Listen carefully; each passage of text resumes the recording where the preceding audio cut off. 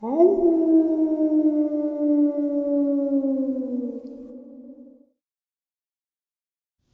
and salutations, everyone. I hope you're all doing well and welcome to today's upload. Before we jump into it, a quick couple of links.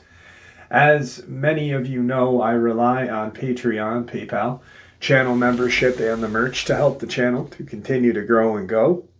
Links to Patreon, PayPal, and channel membership is in the description below, the merch displayed directly under the video.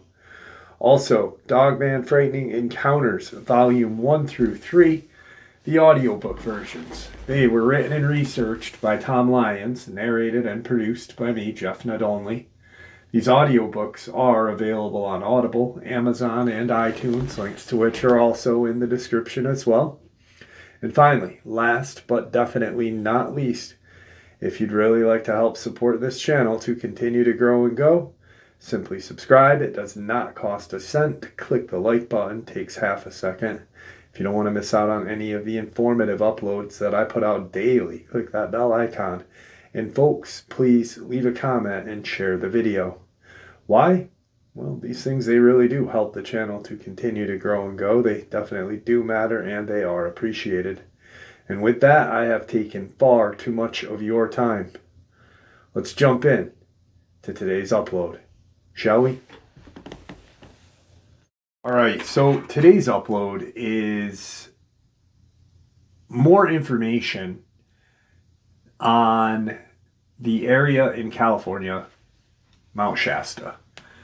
One of the most tragic cases I had ever shared on this channel was Kirk, who had an experience back in 1996 when he was younger, solo camping and hiking up in Mount Shasta, had been abducted and brought into a facility.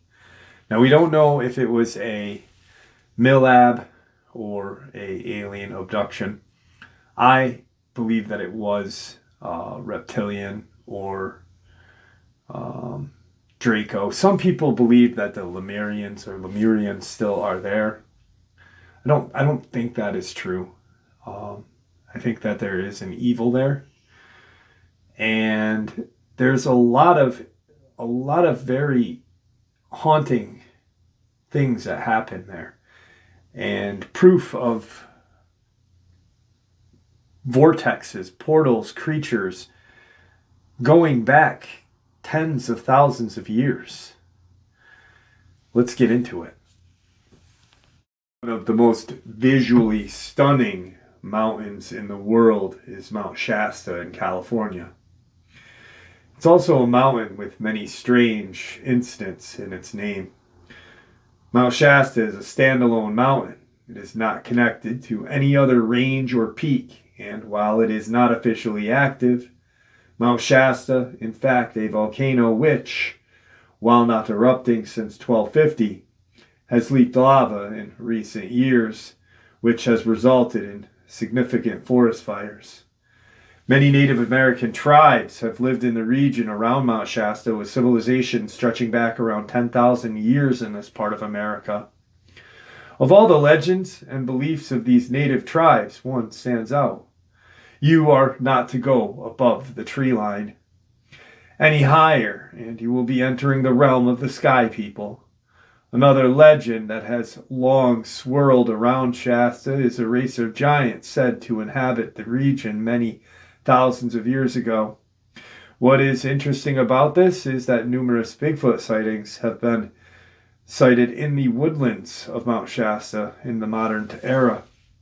1962, for example, a resident who was hiking in the region claims to have witnessed a female Bigfoot actually giving birth.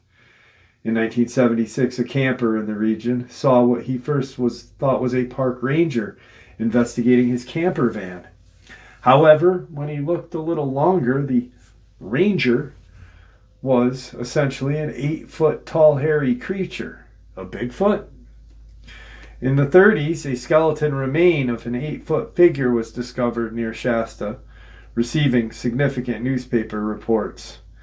Many people have suggested that the skeleton was likely the remains of a Bigfoot, which are in turn most likely the giants of Mount Shasta. But researchers have put forward another suggestion, given that these legends state that this race of giants were wiped out by a huge flood. Some people have questioned if they are not Bigfoot creatures at all, but the Lemurian. At this point, it is worth exploring the expeditions of J.C. Brown, specifically one in 1904 when he was working as a geologist at Shasta on a gold mining operation.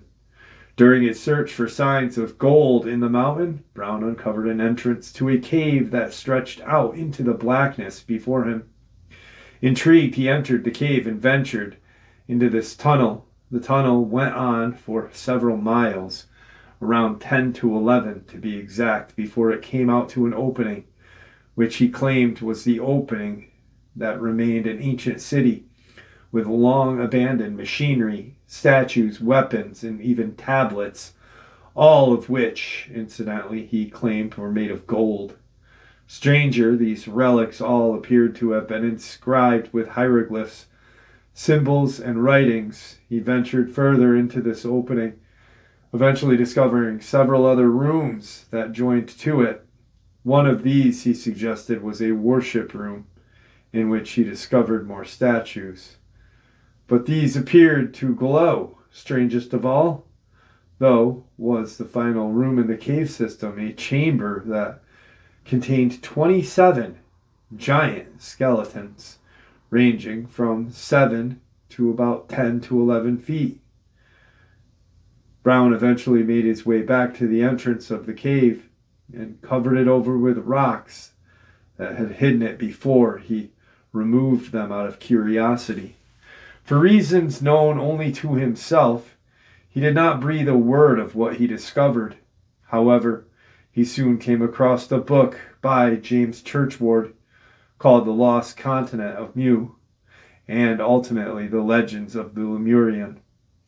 Now here, it's worth briefly examining the contents of the ancient Hindu tablet that appears in the book Dweller of Two Planets by Frederick Spencer Oliver. According to this legend, it tells of a time when both Lemurian and Atlanteans existed, each ruling their part of the planet with advanced technology and even exceeds what we have today.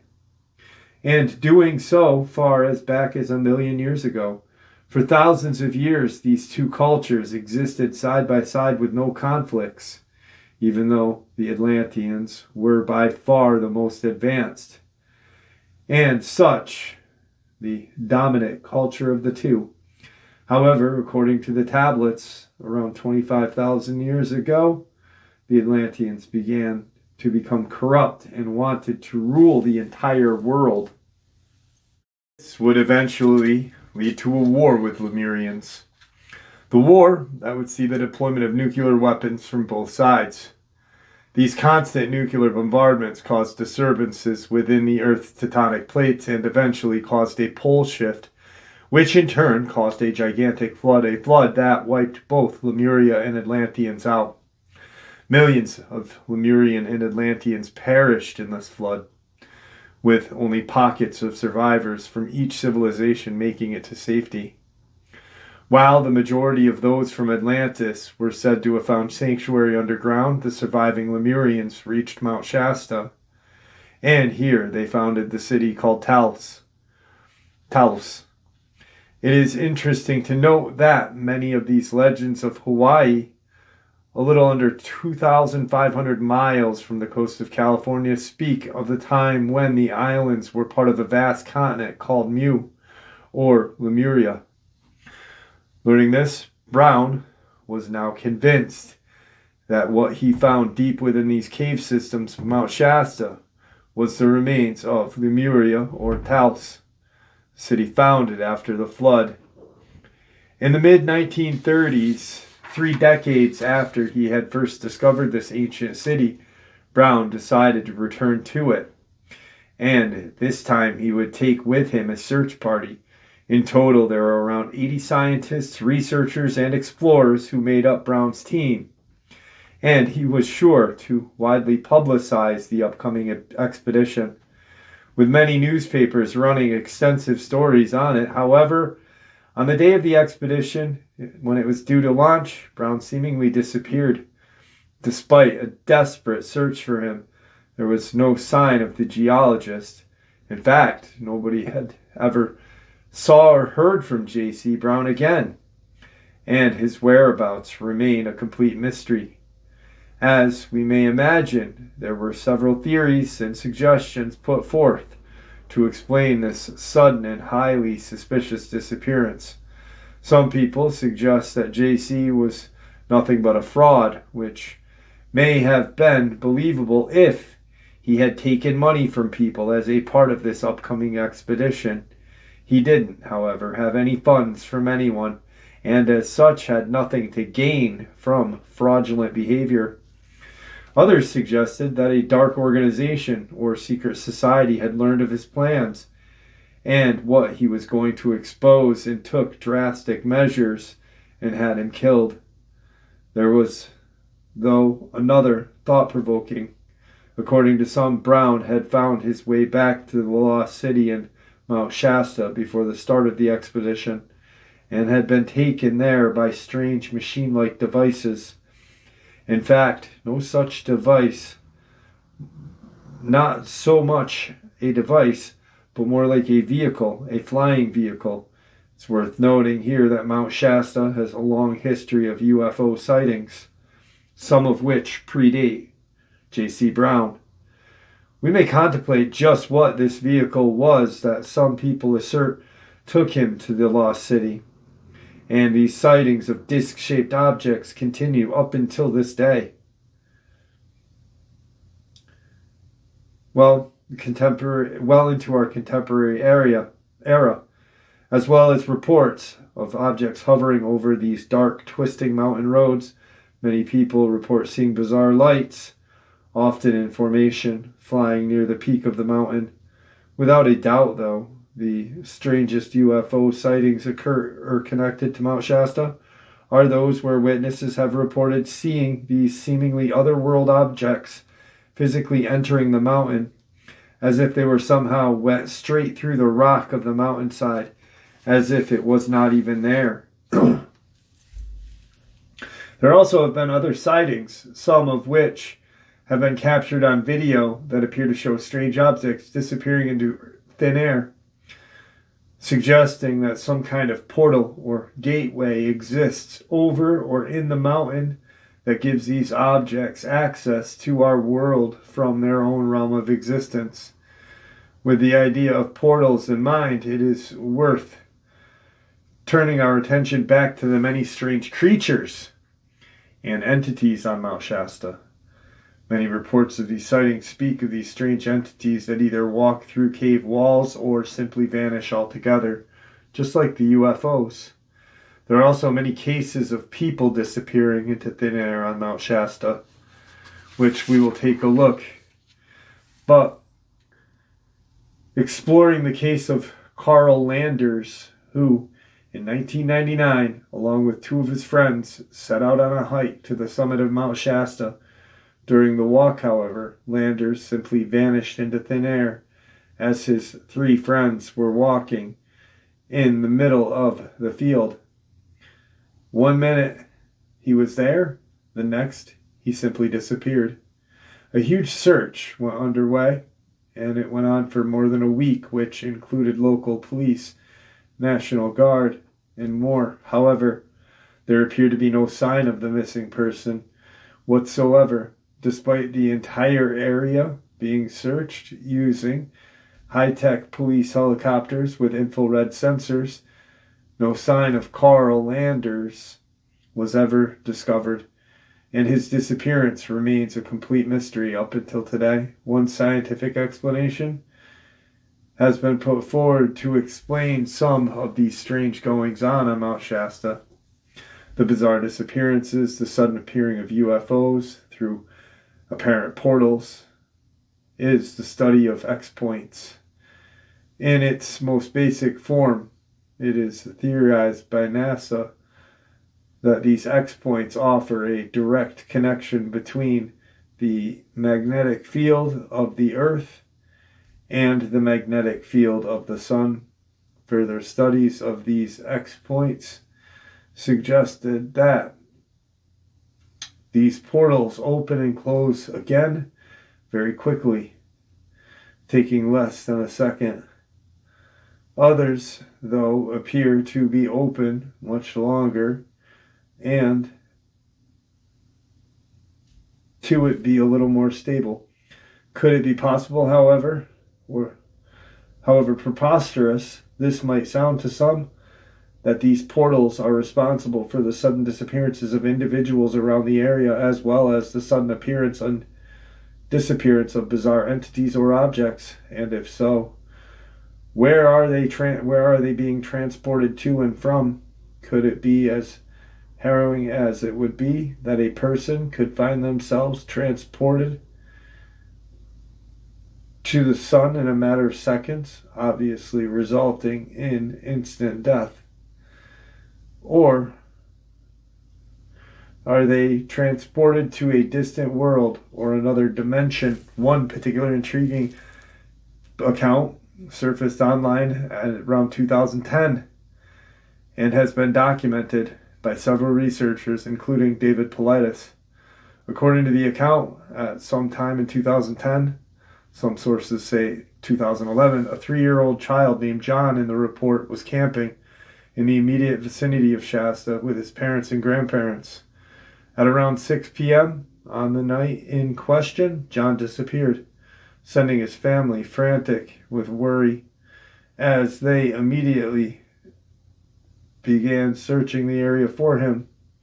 They eventually called the local sheriff's office as well as the United States Forest Service. Then, around 5 hours later, at around 11 p.m., he was discovered in the thicket. What made the discovery perplexing was that he was found right next to a trail that the search teams and his family had been using all evening, meaning they should have, by rights, have found him much sooner. Things returned to normal to begin with. Then, around 3 weeks later, the young boy began telling where he had been and what he had seen. It began with an innocent remark, he said. Innocent remark he made to his grandmother, whom he called Grandma Cappy, her name Kathy, when he offered that he didn't like his other grandmother, Cappy. When Kathy asked John, tell her more, he responded that when he was lost in the woods, the other Grandma Cappy had grabbed him and taken him to a creepy place somewhere in the mountain in a cave. What's more, he elaborated that this other grandmother was a robot. Then the young boy's tale turned even stranger. He said that the cave-like room he was in was full of large spiders. Furthermore, there are huge bags full of guns all around the rooms, and he recalled seeing strange red eyes looking at him from a distance. Even stranger is the robot grandmother. Although they remained mostly still in the area. John continued that this other grandmother had the same hair, same face as his real grandmother, Kathy, something which scared Kathy immensely. Perhaps in this effort to reach her own mind, perhaps in an effort to reason in her own mind the prospect of a doppelganger of herself existing somewhere inside Mount Shasta, she contemplated if John had seen some kind of hologram of herself as he described this other grandmother was having a sparkling light coming from her. For the most part, John was made to lie down on the floor, although at one point the robotic grandmother attempted to collect a stool sample from him. He claimed he could not go. Even more bizarre, this other grandmother told John that he was from outer space and that he had put him in this mummy's tummy. The next thing John remembered was being taken to a trail where he was discovered, where the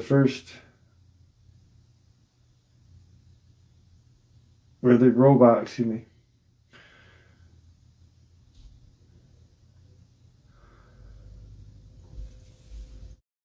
When Kathy told John's parents of what he had said, they admitted that he had said the same thing to them. All agreed that it was likely John's overactive imagination, although Kathy was not too sure, not at least as she had her own bizarre encounter around a year earlier while camping in that same area of the mountain, near the town of McLeod. One morning during a camping trip, she awoke to find herself lying face down in the dirt, having seemingly been taken out of her tent, which certainly had no memory of.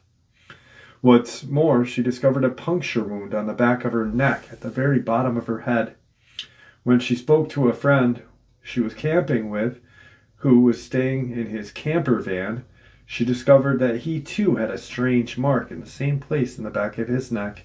Both Kathy and her friend felt decidedly ill the rest of the day, with Kathy recalling that she felt so bizarrely emotionless as well. Although she attempted to reason that a poisonous spider had bitten her during the night, she couldn't explain how her friend had suffered the same apparent bite by the same spider in the same place on her body. Even more stranger, both had vague memories of seeing strange red eyes watching them from the trees during the night, very similar to the red eyes that John recalled seeing in the cave. There is little doubt that some of the most disturbing legends connected to the mountains and mountain ranges hail from the Superstition Mountains just east of Phoenix in Arizona. The mountain range is popular with those who prefer the outdoors and offers miles of hiking trails as well as stunning views. It is home to many, at times, dark legends and many encounters of the paranormal, from tales of portals that allow evil winds to blow through the desert to reptilian alien bases buried deep below the ground. This region of the United States is shrouded in mystery. The mountain range is the largest in the Grand Canyon state, covering approximately 250 square miles, with its main peak raising above 3,000 feet. Most of the range is difficult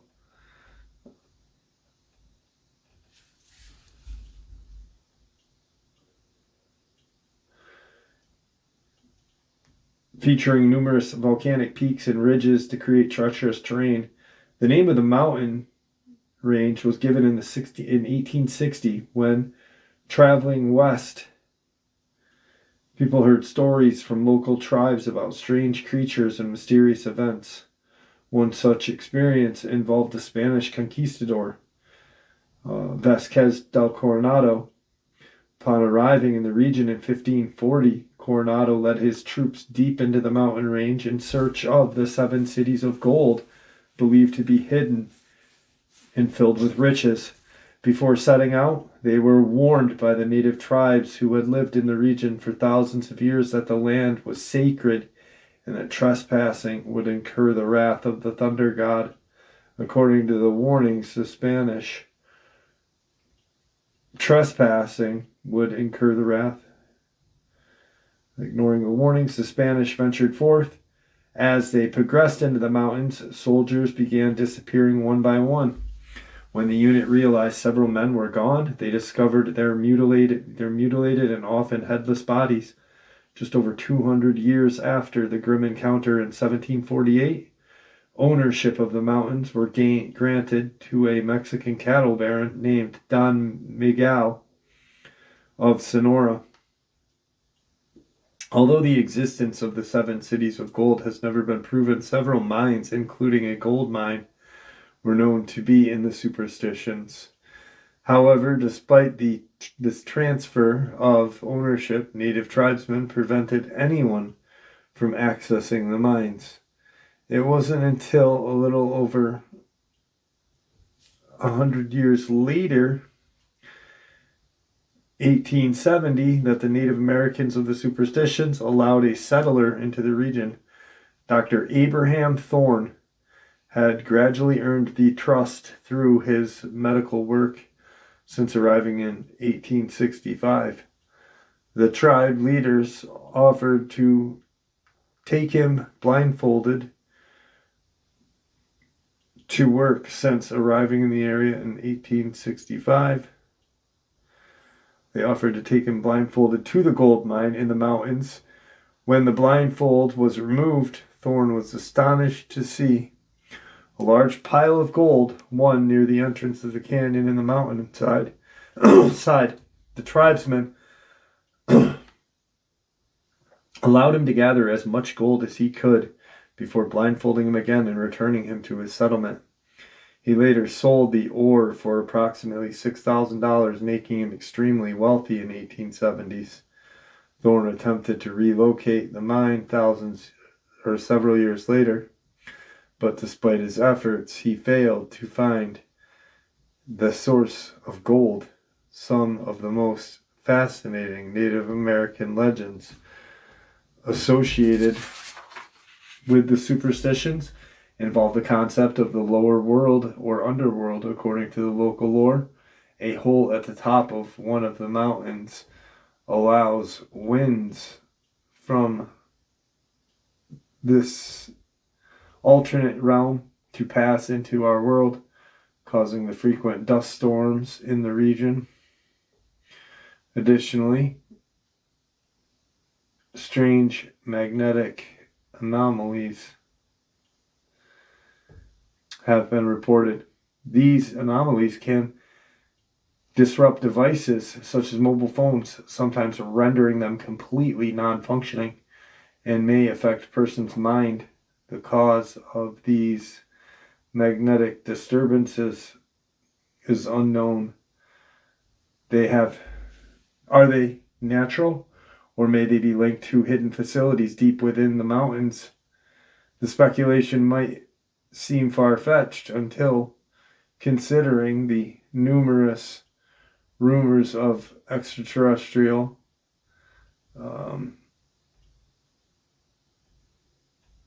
bases reported located within the superstitions. Timothy Green Beckley claims that such a base exists, and this inhabited by reptilian extraterrestrials. According to Beckley, these creatures do not merely maintain low-profile existence, but they are also known to abduct people wandering through the mountains. According to the president of the Superstition Mountain Museum, around 5 hikers disappear in these mountain ranges each year, with many local rumors suggesting that these missing hikers fall victim to reptilian creatures. While these claims remain debatable, there are numerous accounts of encounters with reptilian creatures in the superstitions. One of the strangest and most unsettling missing person cases is Adolph Ruth, 1931. Ruth set out to locate a mine allegedly guided by a map promising an abundance of gold, the Peralta mine. When he failed to return several weeks later, a local community feared the worst. Search parties were organized and rewards were offered, but it wasn't until 6 months later that his body was found. What made Ruth's case particularly disturbing was that his head had been severed and, when discovered, bore 2 distinct holes in his forehead, as if shot point-blank range. However, upon examination, It was determined that the wounds were not caused by a gun, but possibly something not of this earth. This led to speculation that Ruth had fallen victim to the reptilian entities rumored to inhabit these mountains. Despite the unsettling details and the coroner's statement that foul play was possible, the official cause of death was determined to be exposure of the elements, with wounds attributed to predators and scavengers. So that was 1931. And we have cases to this day that the media tool of the government publicizes that, this was exposure, this was this was that. It wasn't what you guys think and know it was, but this is what it was. The lies, the cover-ups were even back then. However, remained unconvinced. A little over a decade later, another body was found under remarkably similar circumstances when James Carvey's decapitated corpse was discovered. The summer of 45, writer Barry Strom had an unsettling encounter while searching for the infamous lost mine. He claimed he had been shot at by some kind of advanced weapon and referred to his assailant as Mr. X. There is perhaps one tale from the superstitions that stands out from the rest that involves a woman local to the region named Angie, only known as Angie as well. March 2000. She was hiking in the mountain range, a frequent activity. It was a particularly hot afternoon. The sun was intense. A reflection of a shiny object near the edge of the canyon caught her attention. Further investigation, she found it was a piece of white quartz, which she quickly extracted from the ground before starting her way back to her car. Moments later, she stopped near an entrance to a cave to take a drink of water. After drinking, she knelt to put her water bottle back in her bag. As she was standing up, she noticed a figure directly in front of her. Initially, she thought it was someone wearing a Halloween mask. But after a few seconds, she realized with a gasp that it was no mask. It was a human-like being with the head of a lizard. She began to scream, and then everything went black. The next thing she knew, she was behind the wheel of her car that was moving, and it seemed to be much later, mid-afternoon. She was driving, but she had no recollection of how she even got behind the wheel or even got to her car. The sudden awareness jolted her to full alertness. Confused, exhausted, she drove straight home. Upon arriving home, she ran into the shower, stayed under the hot water for several hours, scrubbing her body, despite not understanding why. She was trying to be clean. The next day, she called in sick to her job at a local pet store. She remained alone in her apartment for several days. She could not shake that feeling. Something profoundly disturbing happened to her. Although she could not comprehend what it may have been, she found herself lost in thought, replaying the image of that strange figure, the unsettling experience of waking up behind the wheel of her car. After several days, she eventually returned to work, still disturbed by the incident, but no longer as fragile. However, when a customer brought a lizard into the store, she was overcome with a sudden wave of horror that compelled her to leave immediately. In truth, she was frightened by her reaction to the lizard as she was to the creature itself. She realized that something monstrous had occurred in those mountains that afternoon and understood that to move past it, she needed to confront those seemingly suppressed memories. After confiding with a close friend, they recommended a therapist who could possibly hypnotically regress her and potentially unlock the events. She underwent several regression sessions, each revealing fascinating subjects in equal measure. After losing consciousness outside the cave, she regained awareness inside a vast cavernous facility. Surrounding her were sounds resembling soft barking and chirping, echoing throughout. Attempting to sit up, she discovered herself ensnared in a strange jelly-like substance. Despite this, she managed to observe several of these lizard-faced beings within the rocky chamber. She describes their face as hybrid of human and reptile. Unnervingly brilliant eyes. Each seemed to wear a jumpsuit adorned with a symbol depicting a curved dragon with a star in its center. Most suits were black, though one figure wore a white and another sported an orange variety, suggesting hierarchy. Angie sensed that the orange-suited creature held authority. Distinguished by additional symbols, such as an inverted triangle and discs, along with alphanumeric markings on the suit's arms, towering above the others at around 7 feet, the creature commanded attention. Before she could discern any more details, a cold sensation touched her head. She slipped back into unconsciousness. Upon regaining consciousness, she found herself lying on a table in a different ovular room. Her eyes darted around, trying to comprehend what had happened. Above her, several pipes extended from the ceiling, each adorned with strange sack-like balloons, had contained moving, living entities. Forcefully tearing her gaze away from the unsettling sight, she realized that for the first time, she was completely naked. To her dismay, several reptilian beings were once again present in the room. Approaching her, one of the creatures moved closer. Before she could react or protest, another figure discharged a blue light toward her. The moment it struck her, she lost consciousness. When she regained awareness, she found herself back behind the wheel of her car, despite having no memory of the procedures.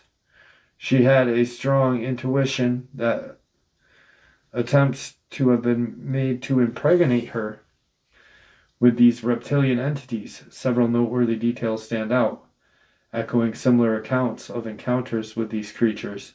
The description of humanoid appearance, except for reptilian facial features and glowing eyes, resonates with numerous reports.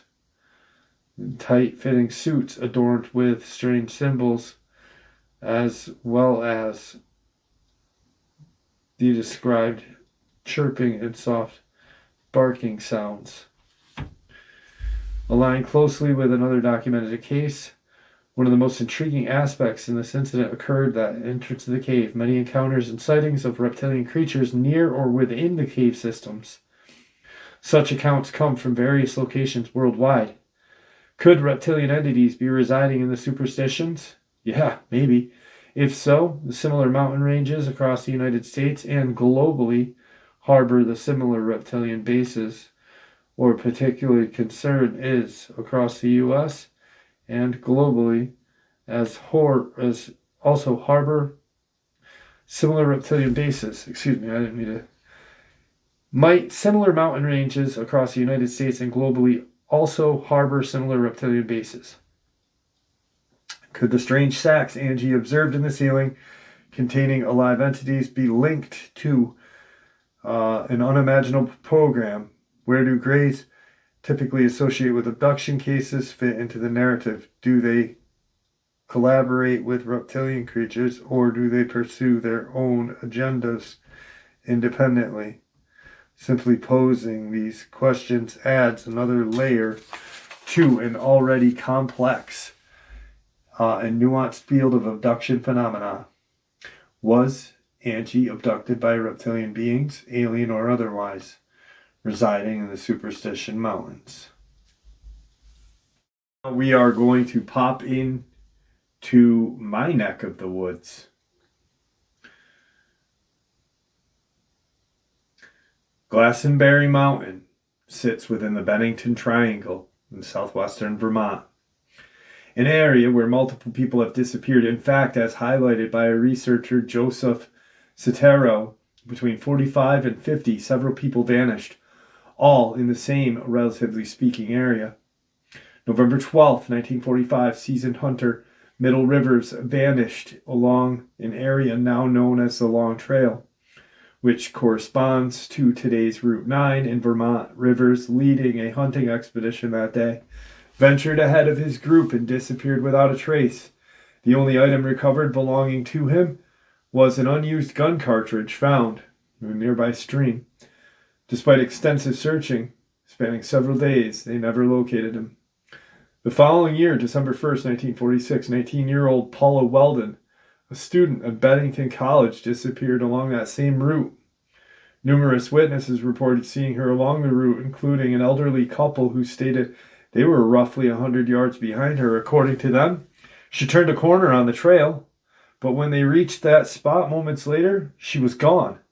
Rumors have circulated on campus suggesting Weldon had crossed into Canada with her boyfriend, but she had left without packing a bag or taking any money or any documentation indicating she planned to be gone only briefly.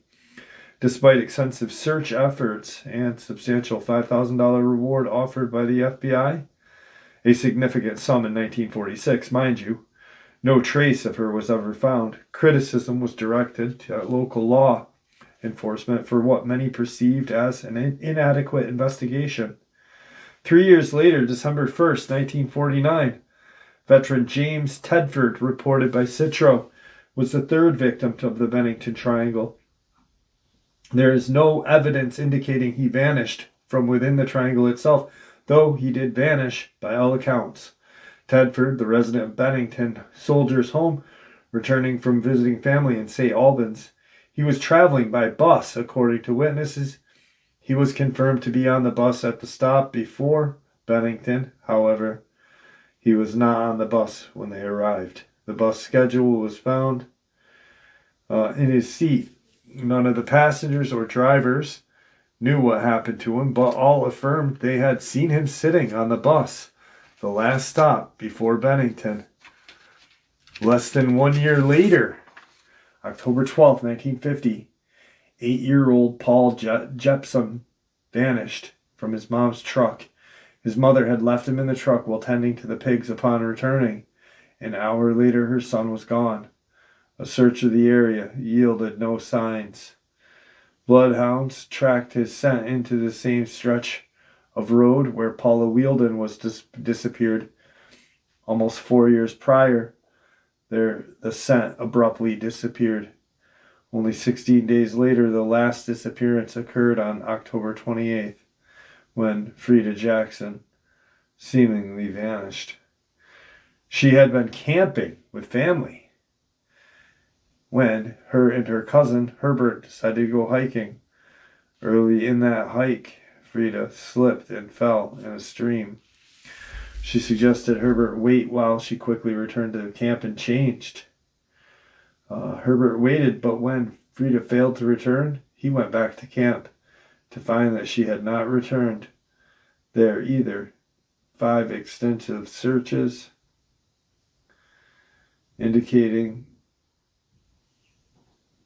5 extensive searches, including aerial searches, were conducted, but no trace of her was ever found. Her body was eventually discovered in 1951. Unlike the first 4, her body was discovered. Unfortunately, her body had been badly decomposed, so the cause of death could not be determined. There is also a lesser-known case of 13-year-old Melvin Hills, who vanished in Bennington area on October 11, 1942. His body had never been found. Another point of interest, local legend, especially at the time, offered it was bad luck to wear red clothing in the area. At least 2 of these people who disappeared, Weldon and Jepson, were both wearing distinctively bright red coats when they vanished. Numerous theories have arisen, spanning from one end of the spectrum to another. Take a look at the dates. November 12th, 1945, right? Was the first, was Middle Rivers. Then, on December 1st, 1946, Paula Weldon, 19-year-old, had gone missing. Then on December 1st, 1949, 3 years to the day, military vet James Tedford disappeared. Now, some may say, oh, he was on a bus. But interesting thing is that trail system that they're talking about now is Route 9. He was on Route 9 in that bus. October 12th, 1950, Paul Jepson vanishes right out of his mom's truck in the Bennington Triangle. And then 3 years before Middle Rivers disappeared, on November 12th of 45, October 11th of 42, Melvin Hills disappears. So from October 11th, 1942 to October 12th, 1950. So it starts with a 13-year-old disappearing. It ends with an 8-year-old disappearing. 8 years and 1 day apart. And then you have, between those two, 3 other disappearances. All within the strange dates of ranging from October to December. To me, something is weird. And I only say that because, well, the one case that I'm obsessed with, that I've gone to many times, Tom Mezek, in the Adirondack Mountains, disappeared November 15th, 2015. And there is many caves in the region where he disappeared. There is a lot of strangeness in Brant Lake, Horicon. In one of the kind of documentary that I did when I interviewed a lot of people that were involved in the case, including the undersheriff that was in the case, the one store owner. There's one store in Brant Lake. I interviewed that person. I interviewed the person responsible for housing and feeding the search party, the fire chief and his wife, and they all had weird experiences in that region. One of the creepiest would be from the store owner. So while interviewing that store owner, a woman, she had gone to Lily Pond Road, which is off Route 8 in Brant Lake, and her husband and 2 kids were walking on the trail. It's essentially a fire road. It is a road, but it's not. It's a dirt road.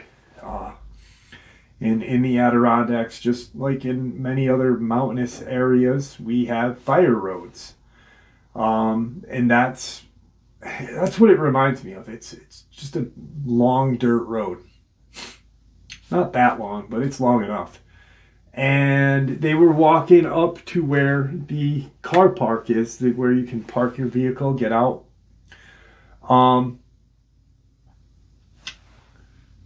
As they're walking in, she gets this weird feeling. So like this off feeling, like something was just very, very strange.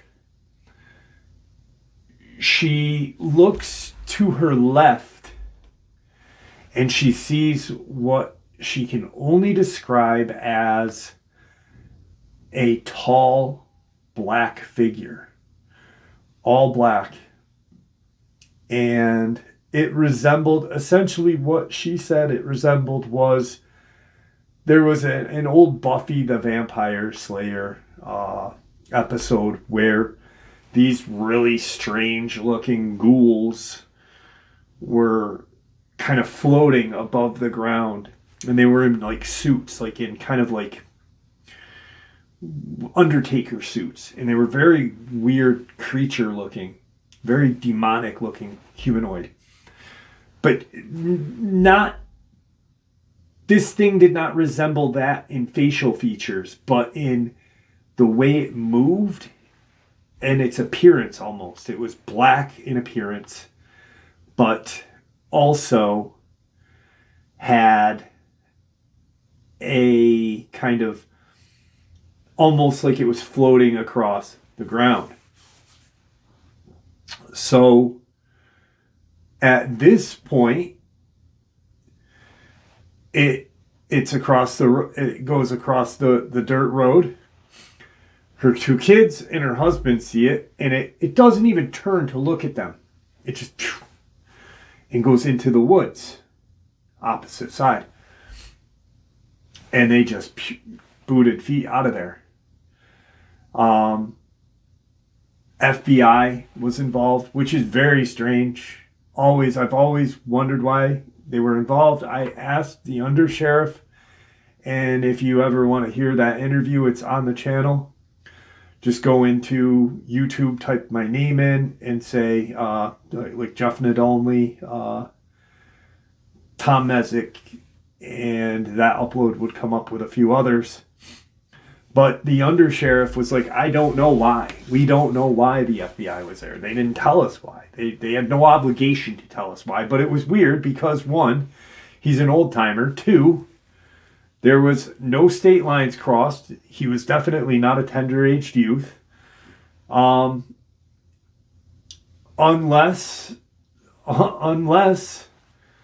there was something supernatural. And we do know that these clandestine 3-letter agencies love to cover up anything supernatural. There's also deep underground facilities all throughout the Adirondacks. A lot of people don't know that. There's old nuclear silos underground. I know of 3 deep underground facilities that may not, that more or less are military, not alien or reptilian. But my own experiences in that location, the day that I caught that metallic noise while I was up there, and I will put the video at the end of this video. I will share that clip. While up there, 9 years to the day of his disappearance, his brother-in-law is 200 yards from him and says, I heard this metallic noise in the woods. And I'm up there 9 years to the day, and I catch it. And I am, honestly, it never dawned on me until 6 months ago how lucky I am to be here still.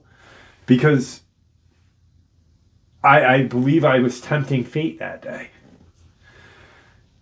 I'm up there and I catch a metallic noise.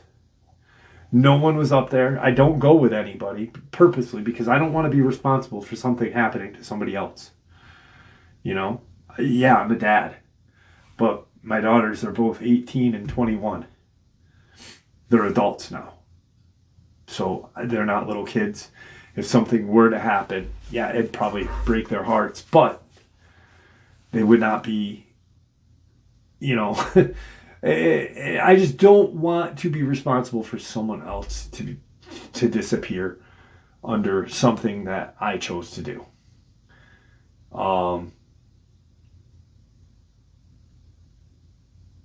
The place is really uncanny.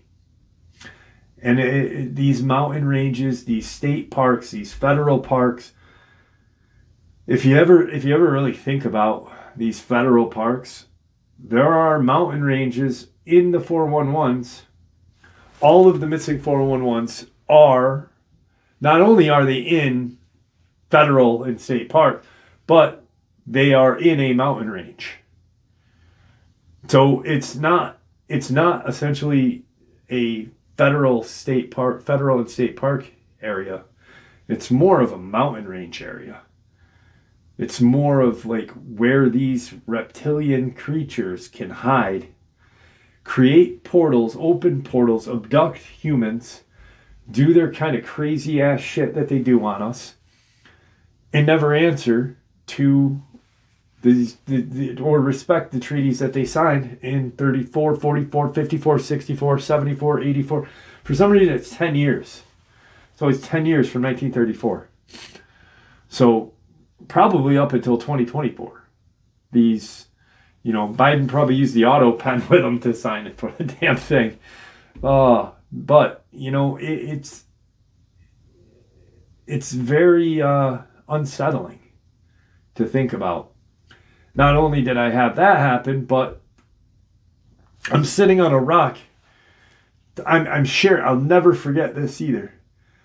I'm sharing an experience out of Yakima, Washington.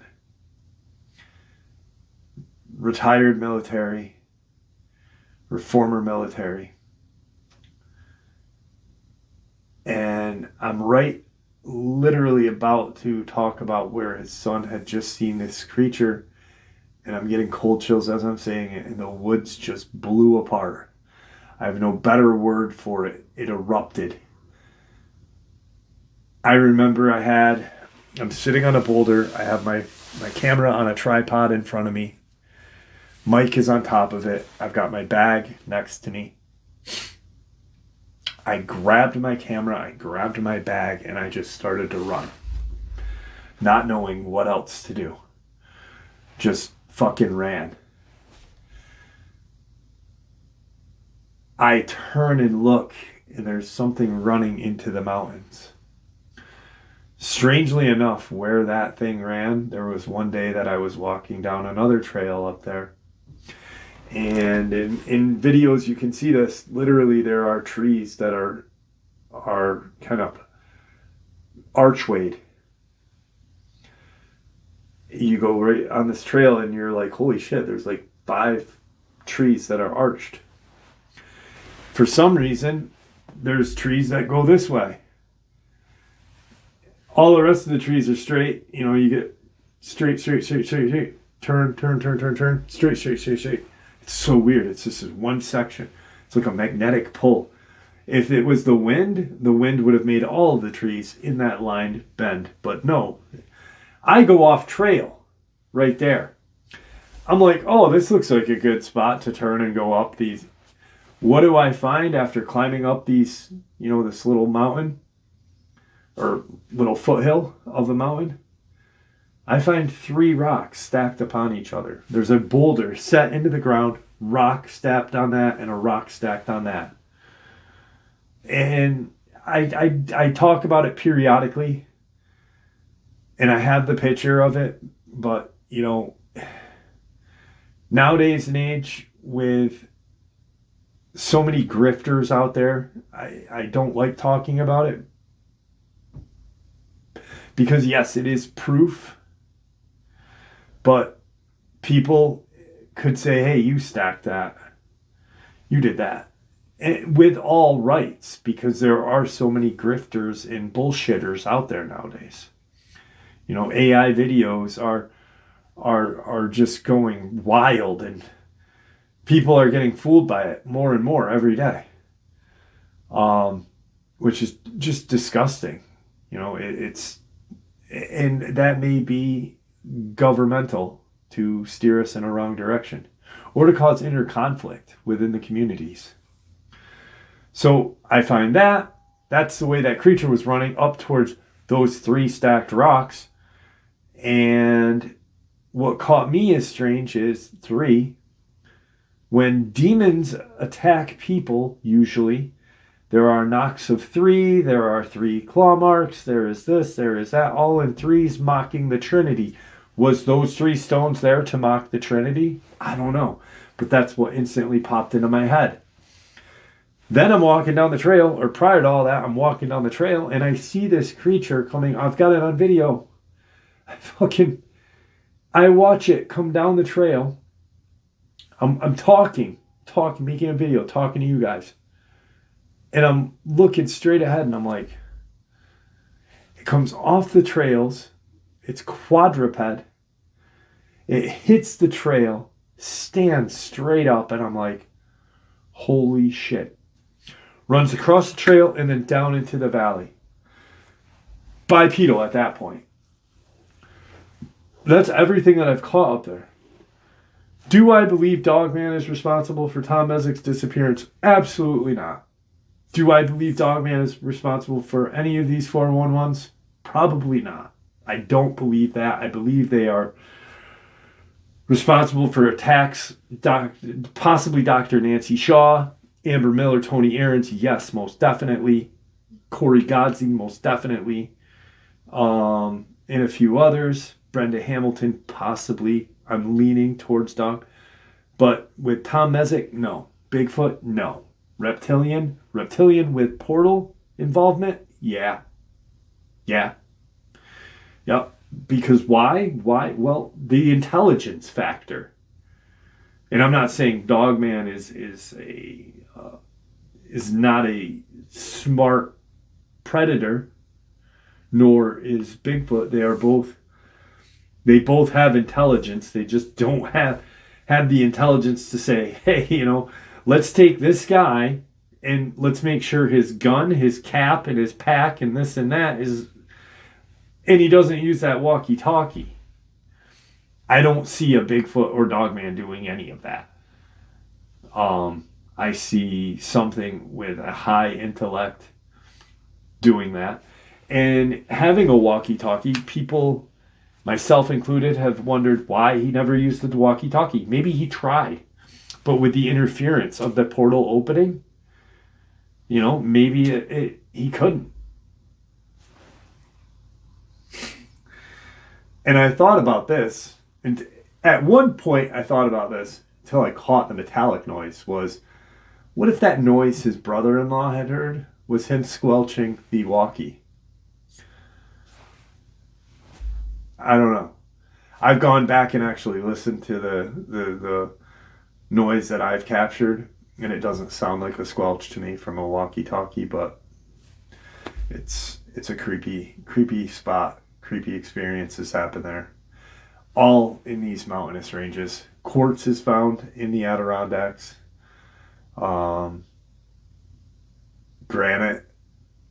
The majority of the Adirondacks have a high content of granite in them, which is a paranormal, supernatural conductor. So, these... And then you have Kirk, going back to the very beginning.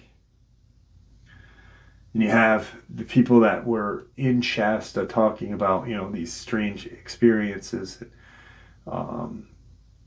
Angie from the Superstitions, how she was brought into an underground facility. She woke up on a bed. That's what happened to Kirk. He woke up on a metal bed, sat up and looked around this room, and he said the room, and I'll never forget the day his friend's sister, who was the one that shared the experience with me, called me to tell me that he had unalived himself, because the way he described everything is absolutely... And I wonder if he had a chance to talk more about his experience if he wouldn't have, But he woke up on this metal bed, metallic, or medical metal bed, and looks around, and the room was absolutely huge. But then the light turned on, a very dim light turned on, and he realized, no, it's not as big as I thought, but it's big. And then a gray releases him, but prior to that, he walks down this corridor where he sees two Nephilim-like creatures, Dogman, Bigfoot, whatever else. And the very last thing that these that's in this deep underground facility is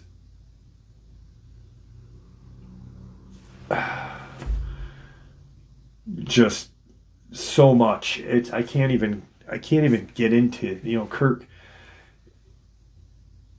It makes me wonder if it was the Lemurian that he saw, because I've always wondered, because what he saw at the end of the corridor was either an angel or a demon suspended midair in a crucified manner, but with some sort of chains attached to his arms and feet and suspended. And that's scary. Here's the video of me catching that metallic noise in the Adirondacks. I really believe that I captured a portal opening. What the hell's that noise?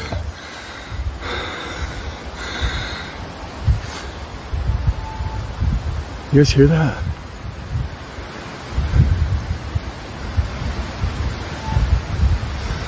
It's coming from that way. Hang on.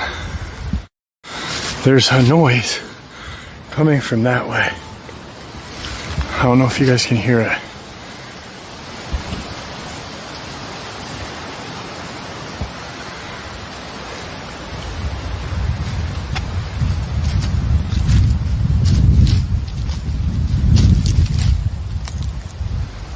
It's this weird, honestly, metallic sound.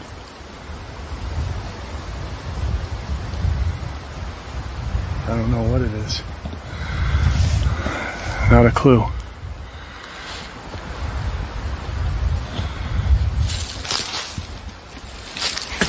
Kind of want to stay here for a second and see if we can hear it again.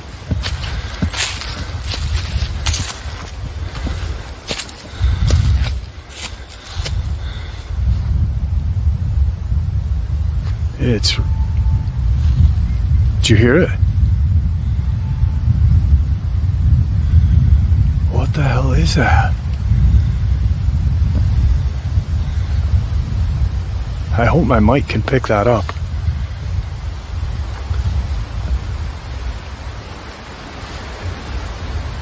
Dude, it's dead quiet here.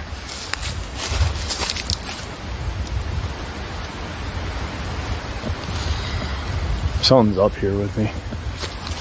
I can tell, and I'm not making shit up. It's coming from that way.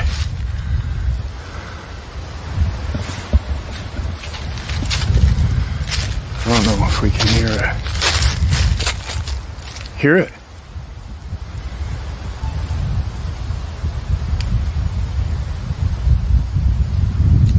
What the hell is that?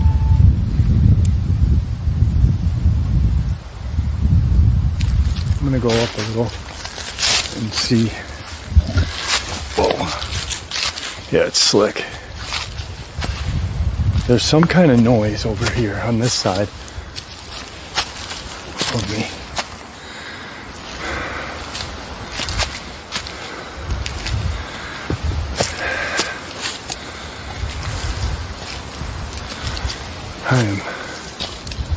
I'm pretty sketched out because of that.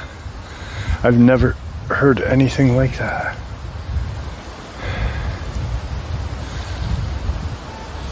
There it is again. What the hell?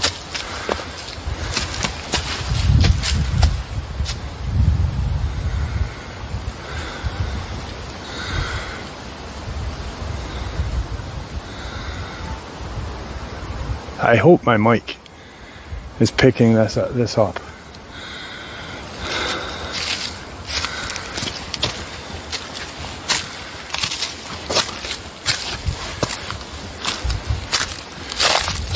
Here's where, right here's our rocks where we were sitting. This is the location that I set that trail cam up.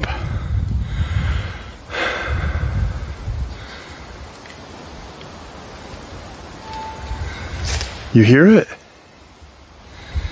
It almost sounds like that's not a tree moving in the wind. That's like a metallic. I almost don't want to blow the shofar here. But you know what? I said I would do it. And I do what I say I'm going to do. So, well, there it is. And it's got like this faint. Alright, I'm going to get the shofar out. Blow it. We'll hang out for a few minutes and then I'm out of here. I do not like being here right now.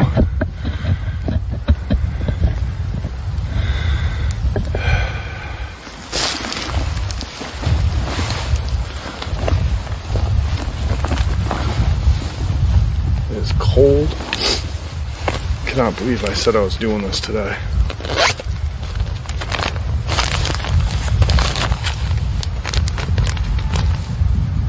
There it is. There's that noise again. Yeah. So, this is a shofar. That right there was a tree. Whatever is over there, I don't know what the hell is. I really hope nothing comes and just attacks me. Alright, here we go.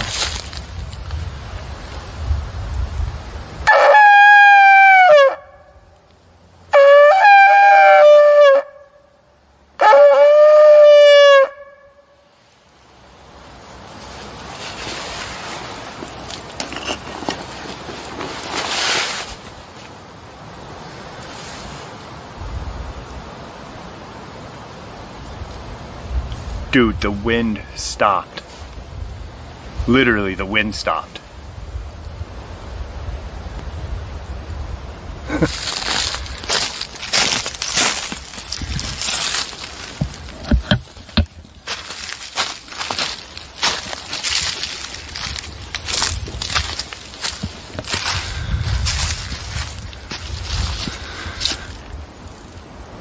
No wind. How weird is that? Dude, that is crazy.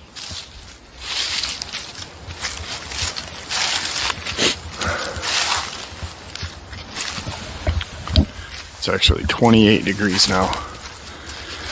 Whew.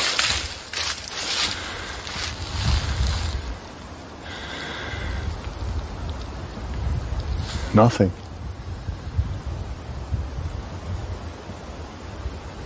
Not a damn thing.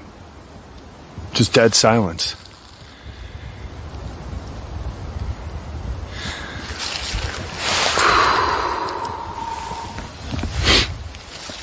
Wish it was warmer today.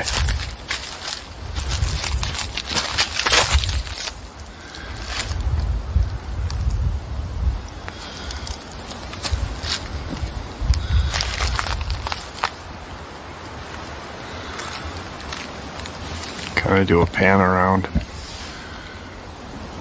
Behind me is, there it is, that noise again. I really hope my mic picks that up.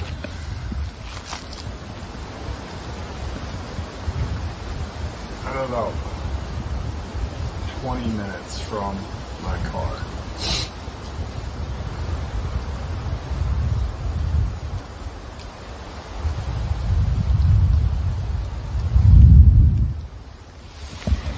I don't know. I think it's just time to leave. Alright, there you have it, folks. Today's upload. I hope you all enjoyed it as much as I enjoyed sharing it with you. That video clip, to me, is absolute evidence that there is something going on in our forests. You know, ironically enough, I live in the Adirondacks. I captured that in the Adirondacks. It is a state park. Could it be that all the 411s come from or happen in state and federal parks? Yes, but I believe it's not only that, but it's centered in mountainous areas as well. Just because it is a prime location for these deep underground facilities that these reptilians have lived for thousands of years. And yes, there are real dumps, deep underground military bases, but not all of these deep underground facilities are deep underground military bases. A lot of them are and were here before we were here. So with that, I'd like to thank you all for supporting the channel. It is your support that helps the channel to continue to grow and go, and what gives us all a place and a chance to share our experiences, theories, judgment-free. Everyone is simply treated with the respect that we deserve. Please stay safe, happy, healthy, and ever vigilant. Keeping an eye on our children, the most precious gift we are gifted. Our pets, the greatest alarm system we could ever have. Family and friends, the ones that mean the most. Share this information with those you love and care about, and it may just help save their lives someday. Until next time, never stop asking questions, never stop searching for the truth, and God bless you all.